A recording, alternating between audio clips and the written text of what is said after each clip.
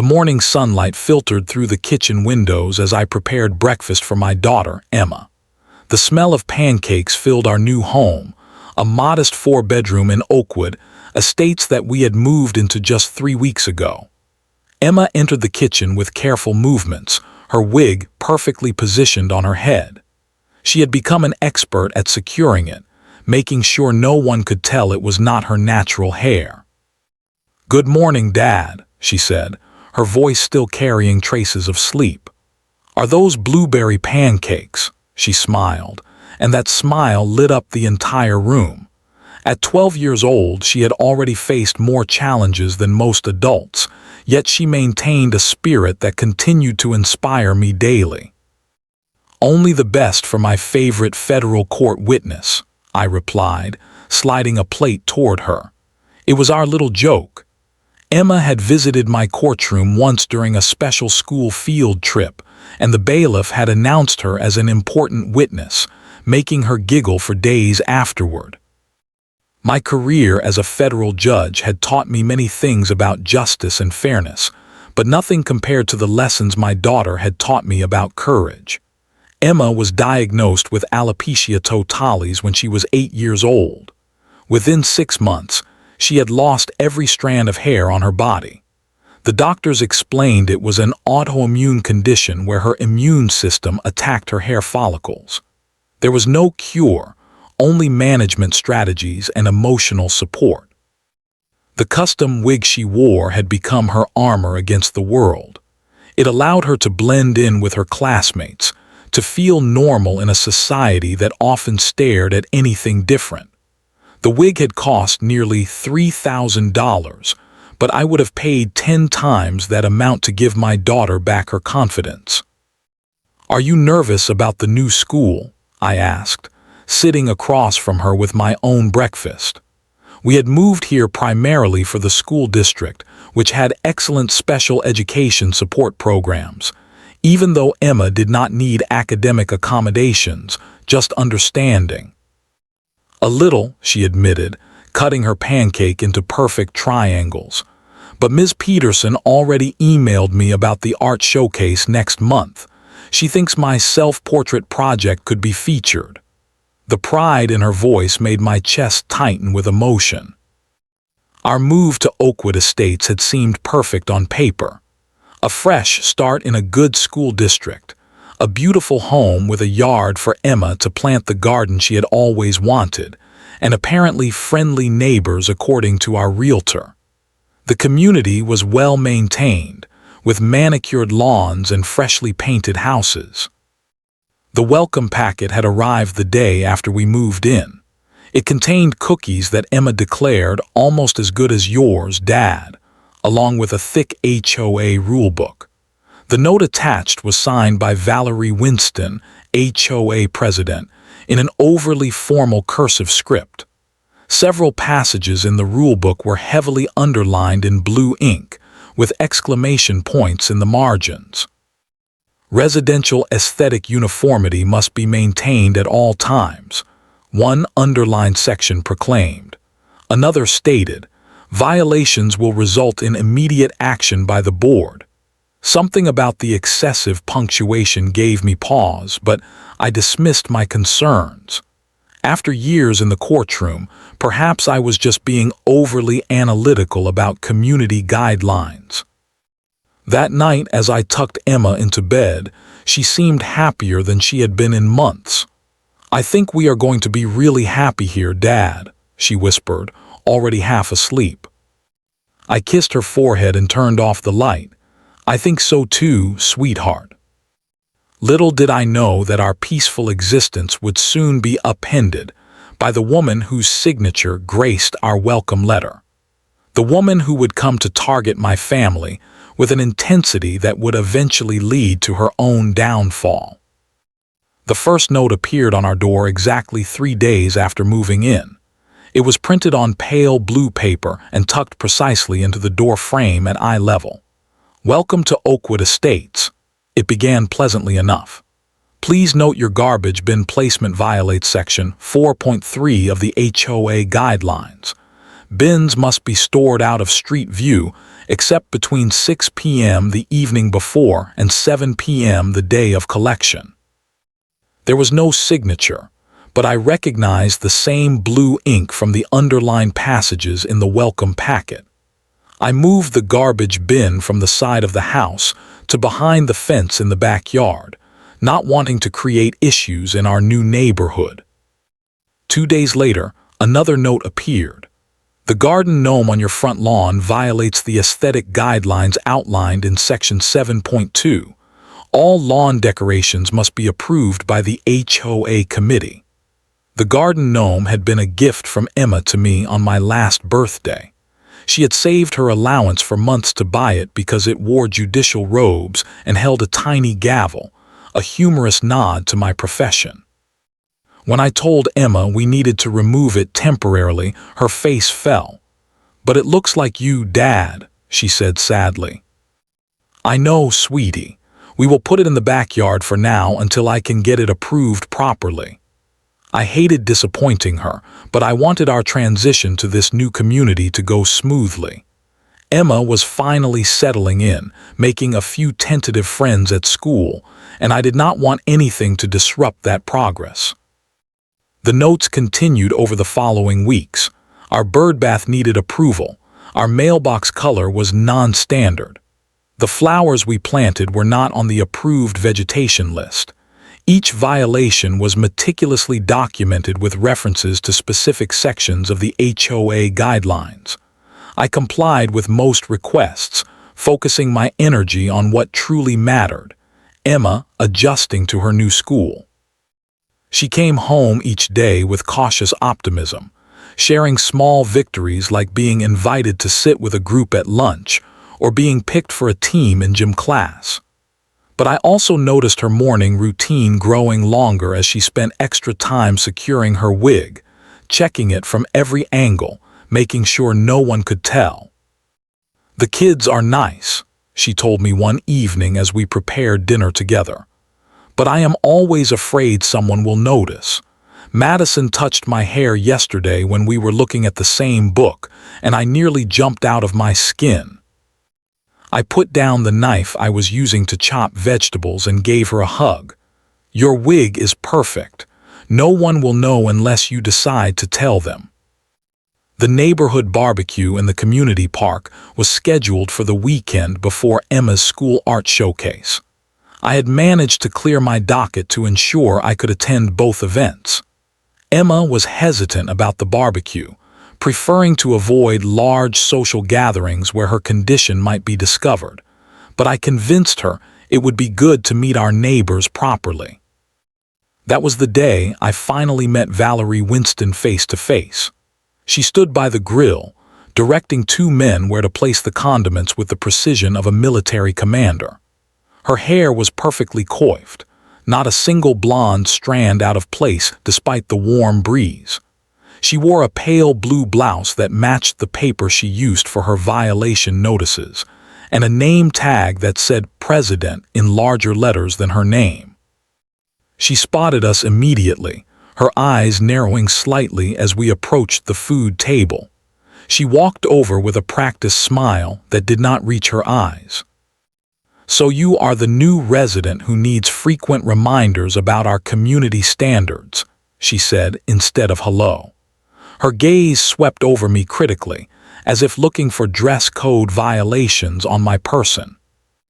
"Judge Alexander Mitchell," I responded, extending my hand. "And this is my daughter, Emma." Her handshake was brief and cool. "Valerie Winston, HOA President and Community Standards Chairperson." Her eyes lingered on Emma, particularly on her hairline. "Your daughter is in Westlake Middle School, correct? 6th grade." "Yes," I replied, surprised by her knowledge of Emma's specific grade. "I volunteer there 3 days a week," she explained, still studying Emma with uncomfortable intensity. "I help supervise special events and enforce school policies. In fact, I will be helping with the art showcase next week." Something in her expression when she looked at my daughter made my judicial instincts flare with warning. The way her eyes lingered on Emma's hairline sent a chill through me. She knew something was different, and I could see she would not rest until she uncovered what it was. Emma spent weeks preparing for the 6th grade art showcase. Her project had evolved from a simple self-portrait into something much more profound. The night before the presentation, she invited me into her room to show me the finished work. "I painted myself both with and without my wig, Dad," she whispered, turning the canvas toward me. The painting showed 2 versions of Emma side by side. On the left, she appeared as the world typically saw her, with flowing brown hair framing her face. On the right, she had painted herself with a bare scalp, but surrounded by colorful patterns that seemed to radiate outward like a halo. "Do you think I am brave enough to explain it?" Her voice trembled slightly, revealing the magnitude of what she was considering. My heart swelled with pride at her courage. "This is beautiful, Emma, truly beautiful. And yes, you are braver than anyone I know. But remember, you do not have to explain anything you are not comfortable sharing." She nodded thoughtfully. "I will decide tomorrow." The next morning, she spent extra time getting ready. She chose her favorite outfit, a teal dress with small yellow flowers that her mother had given her before she passed away 3 years ago. Emma carefully positioned her wig, checking it multiple times in the mirror, making minute adjustments invisible to anyone but her. I dropped her off at school with a reassuring hug.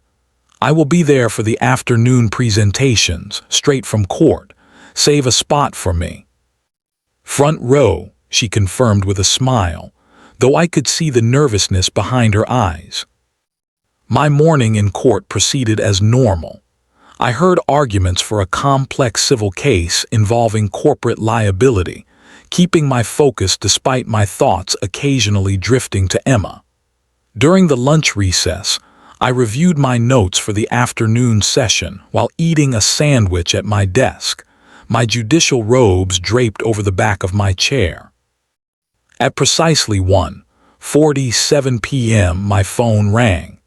Seeing the school's number, I felt a momentary concern, thinking perhaps Emma needed her backup wig, which we kept in a special box for emergencies. "Judge Mitchell speaking," I answered, already reaching for my keys. The principal's voice trembled as she spoke. "Judge Mitchell, there has been an incident involving Emma. You need to come immediately." The 15-minute drive to the school took 9 minutes.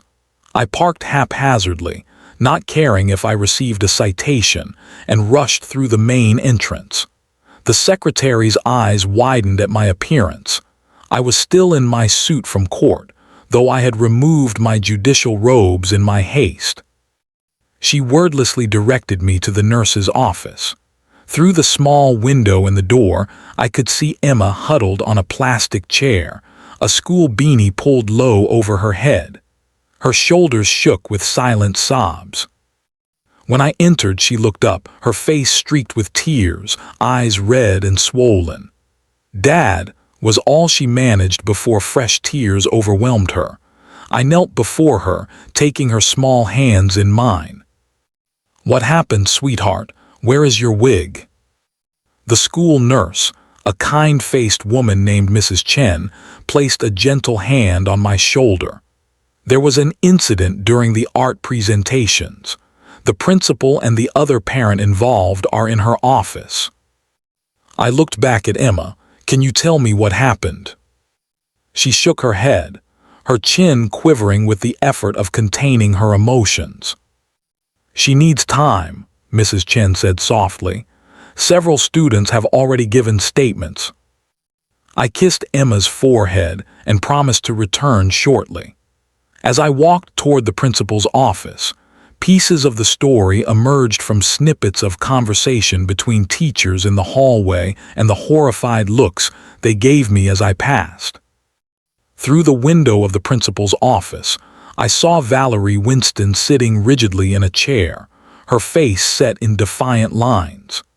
In her hands, She held a cloth bag that I recognized immediately, the special storage pouch for Emma's wig. Principal Martinez, a normally composed woman, looked visibly shaken as she invited me in. "Judge Mitchell, thank you for coming so quickly. We have had a very unfortunate situation arise." Valerie interrupted before the principal could continue. "The school handbook clearly states no hats or headwear are permitted except for religious or documented medical reasons." She clutched the bag containing my daughter's wig as if it were evidence in a trial. Through carefully controlled questioning of both the principal and witnesses who were called in, the unthinkable truth emerged. During Emma's presentation, while she was explaining her artwork to the class and visiting parents, Valerie had interrupted, loudly citing the school's no hat policy. Despite Emma's tearful protests that it was her hair, Valerie had approached the podium and, in front of the entire class and visiting parents, grabbed what she called a prohibited accessory and pulled it from my daughter's head. Emma had frozen in shock as her bare scalp was exposed to everyone. "Non-medical accessories are against school policy," Valerie had announced to the stunned room, holding my daughter's dignity in her hands like a trophy. What followed was described by Emma's teacher as immediate chaos. Some students gasped. Others began to cry. One boy had tried to take the wig back from Mrs. Winston. Through it all, Emma had stood paralyzed with humiliation until her teacher wrapped a scarf around her head and rushed her to the nurse's office. I stood perfectly still as I absorbed this information, employing the same control I used when hearing particularly disturbing testimony in my courtroom. Inside, however, a storm was brewing that would make my most severe judicial decisions seem lenient by comparison. The principal's office fell silent as I straightened my tie and sat down across from Valerie Winston. Emma had insisted on joining us after collecting herself, and now sat beside me, the school beanie pulled low over her ears. Principal Martinez occupied the large chair behind her desk, visibly uncomfortable with the tension filling her office. "Judge Mitchell," the principal began hesitantly, "first and foremost, I want to express how deeply sorry the school is for what happened today. This is not how we handle dress code concerns, nor how we treat our students, especially those with medical conditions." I maintained the composed demeanor that had served me through thousands of contentious court proceedings, though inside I burned with a rage I had never experienced in all my years on the bench. My hand rested protectively on Emma's shoulder, feeling her trembling subsiding slightly at my touch. "Thank you, Principal Martinez," I responded evenly. "I appreciate your concern. However, I would like to understand exactly how a parent volunteer came to physically assault my daughter and confiscate her medically necessary hairpiece." Valerie shifted in her seat, her arms crossed defensively over her chest. The bag containing Emma's wig sat on the principal's desk, looking forlorn and lifeless without Emma's warm presence bringing it to life. "The school handbook clearly states no headwear," Valerie insisted, sliding a dog-eared copy of the rulebook across the table with one manicured finger pointing to section 3.4. How was I supposed to know it was a medical situation? It looked like a wig to me, which falls under costume accessories, which are prohibited except during sanctioned school events. The lie hung heavy in the air. Emma's condition was documented in her school records, which parent volunteers had no access to. This was not about rules. This was about power and humiliation. "My daughter has a documented medical condition," I stated, each word precisely measured and delivered with the same clarity I used when delivering verdicts. "What you did constitutes assault on a minor with a disability. Beyond that, It demonstrates a profound lack of compassion that I find disturbing in someone who works with children." Valerie's face flushed, but her expression remained defiant. "I was enforcing school policy, which is my role as a volunteer coordinator. If there are special circumstances, they should be clearly communicated to all staff and volunteers." Principal Martinez interjected quickly. "They were communicated, Mrs. Winston. At our volunteer orientation, we explicitly covered the need for sensitivity regarding medical devices and accommodations. Emma's situation was confidential but noted in the teacher's special circumstances binder, which you sign off on reviewing each semester." For the first time, I saw a flicker of uncertainty cross Valerie's face, quickly replaced by indignation. "Well, I cannot be expected to remember every special case among hundreds of students." She straightened in her chair. "Regardless, my brother-in-law serves on the school board, and as HOA president, I work closely with the district on community standards. I was acting in good faith to maintain those standards." The principal's nervous glance between us revealed the local power dynamics at play. I had seen this too many times in my courtroom, people who wielded their connections like weapons, bullying those they perceived as having less influence. Emma spoke up then, her voice small but steady. "You knew about my condition, Mrs. Winston. Last week during lunch duty, you asked me if my hair was real because it looked too perfect to be natural. I told you I did not want to talk about it." Valerie's nostrils flared slightly. "That is simply not true. I would never." "My daughter does not lie," I interrupted, my tone final. I reached for the bag containing Emma's wig. "We will be taking this home now. Emma has suffered enough humiliation for one day." I stood, helping Emma to her feet. "Principal Martinez, I will be in touch regarding this matter. I would suggest preserving any security footage from the hallway and classroom today." Valerie scoffed. "Are you threatening legal action over a simple misunderstanding about school rules?" I did not respond directly to her question. Instead, I wrapped my arm around Emma's shoulders and guided her toward the door. "This situation will be addressed appropriately," I promised, careful not to reveal the full extent of my profession or intentions. Some opponents are best defeated when they underestimate what they face, and Valerie Winston had no idea what was coming. As we walked to the car, Emma leaned against me. "She did it on purpose, Dad," she whispered. She smiled when she took it. In that moment, my path forward became crystal clear. Valerie Winston had declared war on the wrong family. The dining room table disappeared under stacks of documents within 48 hours. HOA bylaws, school district policies, state laws regarding disability discrimination, and a growing folder of witness statements from parents who had attended the art showcase. My judicial clerk skills never left me, even when operating as a parent rather than a judge. Emma spent the first day after the incident in her room, refusing to look in mirrors or discuss returning to school. By the second day, however, curiosity drew her to the dining room where I had established my command center. "What are all these papers?" she asked, picking up a highlighted copy of the Americans with Disabilities Act. "Evidence," I replied, sliding a legal pad toward her. "Would you like to help?" She nodded cautiously and sat beside me. Together, we created a timeline of every interaction with Valerie Winston since our arrival in Oakwood Estates. The pattern became clear.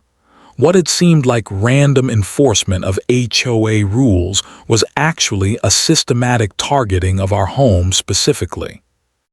"Look at these dates," I pointed out to Emma. "Mrs. Jenkins across the street has the exact same mailbox color as ours, but she never received a violation notice. The Parkers have 3 garden gnomes, yet only ours was cited." Emma's analytical mind, so similar to my own, quickly grasped what we were uncovering. She was building a case against us from the beginning. But why? I had my theories, but before I could share them, the doorbell rang. Mrs. Rodriguez from 2 doors down stood on our porch holding a casserole dish. Behind her, her husband carried a folder. "We heard about what happened at the school," she said as I invited them in. "Emma, my daughter Lucia made you cookies. She said to tell you she thinks you are the bravest girl in school." Emma managed a small smile as she accepted the cookies, the first genuine expression of happiness I had seen since the incident. Once Emma went to put the cookies away, Mrs. Rodriguez lowered her voice. "Judge Mitchell, we have had our own problems with Valerie Winston." She nodded to her husband, who opened the folder to reveal documents. 2 years ago, she tried to place a lien on our house because we installed garden stones without approval. We have been documenting every interaction since then. The doorbell continued to ring throughout the week. The Thompsons shared recordings of HOA meetings where dissenting voices were systematically silenced. The Khans provided emails showing selective enforcement of rules based on whether homeowners had opposed Valerie in HOA elections. Even Emma's teacher sent a heartfelt email with attached security footage from the hallway outside the classroom, capturing Valerie's deliberate advance toward my daughter before the incident.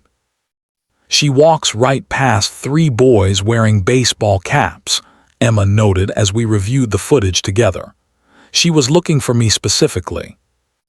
A quiet call to Judge Hernandez in family court provided insights into school board jurisdiction and precedents involving discrimination. My colleague was appalled at what had happened. "Alexander, this is textbook disability harassment," she said. "The school's liability is clear, especially if the condition was documented. As for the HOA connection, if you can prove a pattern of targeted harassment that extended from the neighborhood into the school setting, you have grounds for significant action."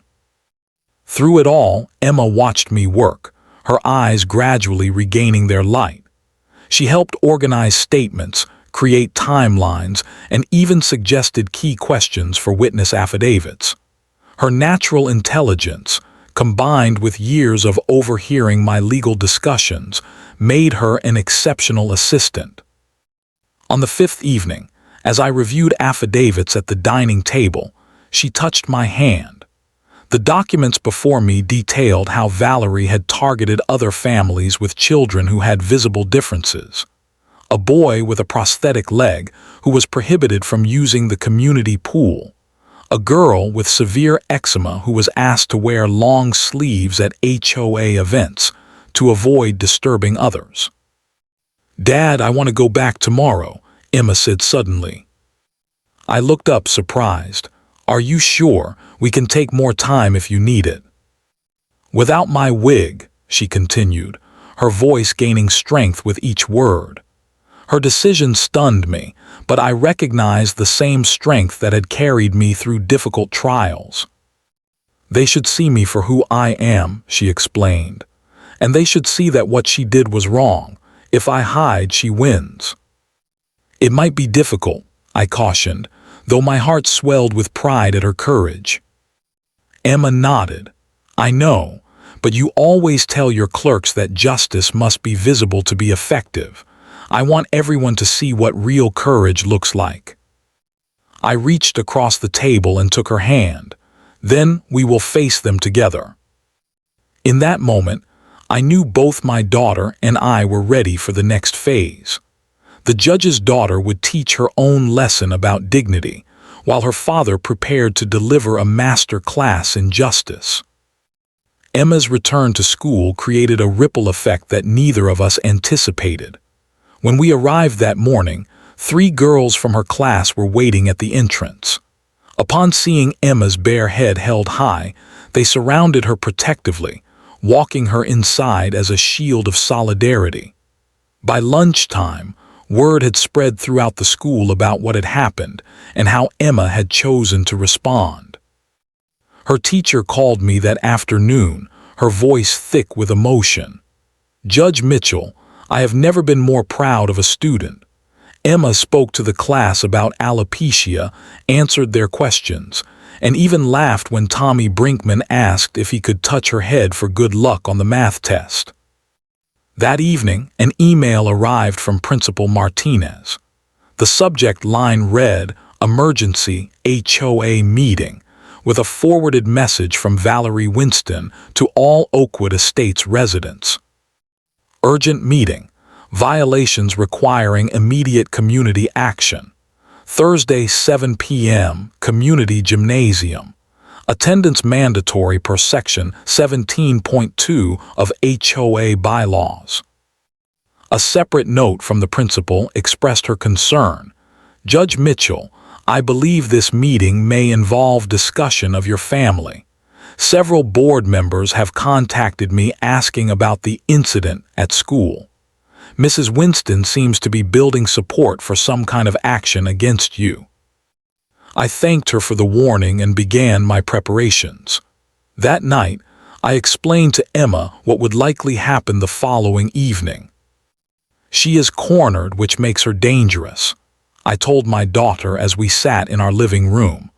"People like Valerie Winston do not admit defeat, they escalate until they either win or self-destruct." Emma considered this thoughtfully. "What are you going to do?" "For once," I replied, "I am not going to separate Judge Mitchell from Emma's dad. It is time for Valerie Winston to learn exactly who she has been targeting." The community gymnasium was filled beyond capacity when we arrived the following evening. Neighbors stood against walls and sat in folding chairs hastily arranged to accommodate the unexpected turnout. At the front, Valerie Winston stood at a podium, a projector displaying a large image of our house with red circles highlighting alleged violations. Emma squeezed my hand before joining Mrs. Rodriguez and her daughter in the third row. I remained at the back, my judicial robes carefully folded over my arm, concealed by a jacket. "As you can see," Valerie was saying, her laser pointer dancing across the image of our front yard, "the new resident at 1742 Oakwood Drive has accumulated 17 violations in less than 2 months. Our community standards exist for a reason, to maintain property values and the quality of life we all expect in Oakwood Estates." She clicked to another slide showing our garden gnome and bird bath. Furthermore, when confronted about these violations, this resident has shown a pattern of temporary compliance followed by deliberate defiance. I began my walk down the center aisle as she continued her presentation. A few neighbors noticed me and nudged those beside them. A wave of whispers followed in my wake. "And most disturbingly," Valerie continued, oblivious to the changing atmosphere in the room, "this resident has attempted to use his daughter's situation to circumvent both HOA and school policies, claiming special." The gymnasium fell silent as I reached the front and removed my jacket, revealing my full judicial robes. Valerie Winston stood frozen at the podium, her presentation about my property violations forgotten mid-sentence. Whispers rippled through the crowd as neighbors connected the dots. I had never used my position this way before, always separating my professional and personal lives, but tonight called for the full weight of both roles. "Before we continue," I began, my courtroom voice filling the space without need for the microphone, "I believe full disclosure is appropriate. I am Federal Judge Alexander Mitchell, and I am here regarding a pattern of discrimination and harassment perpetrated by this HOA leadership." My briefcase opened to reveal meticulously organized evidence. I placed document after document on the table beside the podium. Affidavits from 15 neighbors describing targeted harassment, financial records showing misappropriation of HOA funds for selective enforcement, medical documentation of Emma's condition, and school records showing that Valerie had accessed confidential files without authorization. For the past week, I have been building a case, I explained to the now silent room. Not as a father, but as an officer of the court who has witnessed systematic discrimination against not only my family but multiple families in this community. I inserted a USB drive into the computer connected to the projector. The school security footage began playing, showing Valerie deliberately approaching Emma while ignoring other dress code violations. Valerie's face drained of color as her actions were displayed for all to witness. Her attempted interruptions died under my practiced gavel hand gesture. I have filed a formal discrimination lawsuit this afternoon, I announced, my voice steady. This suit names Mrs. Winston personally, as well as board members who enabled her behavior and the school district that failed to protect a child with a documented medical condition. Several HOA board members physically moved their chairs away from Valerie. The vice president raised his hand tentatively. Judge Mitchell, the board was not informed of many of these actions. Mrs. Winston often acted unilaterally. That will be determined in court, I replied evenly. My daughter returned to school today without her wig. Her classmates formed a protective circle around her, and 3 girls shaved their heads in solidarity overnight. They understood justice and compassion better than the adults charged with their care. The community I thought had stood behind Valerie now turned toward her with questioning eyes, seeing for the first time the full pattern of her behavior through the lens of legal accountability. This meeting is adjourned, I stated, using the same tone that had closed hundreds of court sessions. The court will reconvene when all parties have been properly served. Spring blossoms covered the trees lining our street as Emma and I walked home from the final mediation session. 3 months had passed since the confrontation at the emergency HOA meeting. The legal proceedings had moved swiftly, with most parties eager to settle once the evidence was presented in its entirety. Dad, Mrs. Rodriguez said they are planting a new community garden next weekend, Emma said, her steps light and bouncy. Can we help? I want to plant sunflowers. Of course, I replied, watching how the sunlight played across her bare scalp.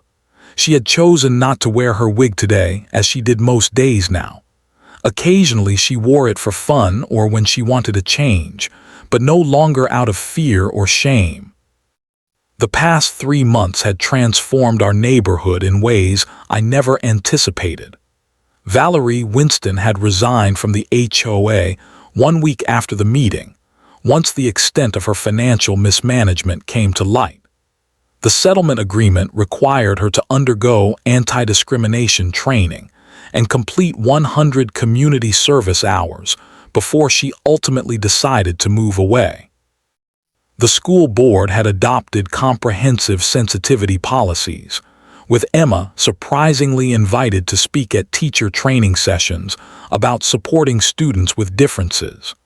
Her natural eloquence and honesty made her an effective advocate, though I carefully monitored these appearances to ensure they never became burdensome. Most meaningful was the informal gathering that had sprung up in our backyard, a bi-weekly support group where children with various conditions found friendship and understanding. What began with 3 of Emma's classmates had grown to include 15 children from across the district, all dealing with visible differences that set them apart. Lucas is coming over Saturday for the meeting, Emma informed me. He said his prosthetic leg has cool new stickers he wants to show everyone. Emma no longer wore her wig except for occasional dress-up fun. Her bare head was often decorated with temporary tattoos designed by her friends. Today, She sported a colorful galaxy swirl that one of her artistic classmates had created using special skin-safe markers. The new HOA leadership, headed by Mr. Thompson, had consulted me about creating bylaws that protected community standards while respecting individual needs. The Oakwood Inclusion Initiative had been featured in the local newspaper, bringing positive attention to a community once ruled by fear and rigid conformity. As we reached our driveway, Emma paused by the garden gnome that had triggered Valerie's first complaint. We had returned it to its place of honor in the front yard, now joined by two others gifted by neighbors in solidarity. "You know what I learned from all this, Dad?" she asked, her voice carrying the wisdom beyond her years. "What is that, sweetheart?" I asked, truly curious about her perspective. "In your courtroom, you use laws to find justice. But out here, sometimes justice needs more than laws. It needs people brave enough to stand up when the rules are wrong." I looked at my daughter, standing confident under the open sky, and recognized the truth in her words. My years on the bench had taught me about the letter of the law, but Emma had shown me its spirit. "The law is just a framework," I agreed. "It is people who give it meaning and heart." Emma nodded solemnly before breaking into a smile. "Also, I learned that nobody messes with a federal judge's kid." I laughed and pulled her into a hug. That too. Together, we had created something more valuable than revenge. A community where justice and compassion worked hand in hand. And in the process, my brave daughter had taught both me and an entire neighborhood what true strength looks like. Not the power to enforce rules, but the courage to stand bareheaded and proud, exactly as you are.